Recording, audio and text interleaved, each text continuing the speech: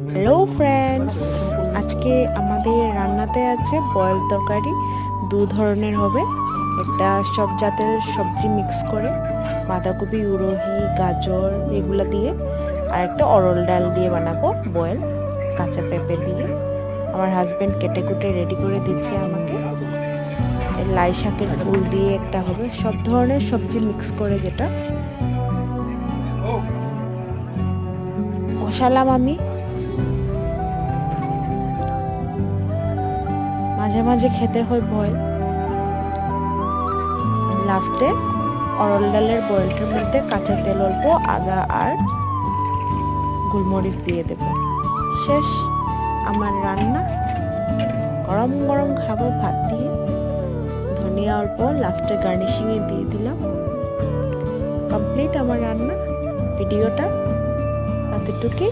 Bye bye.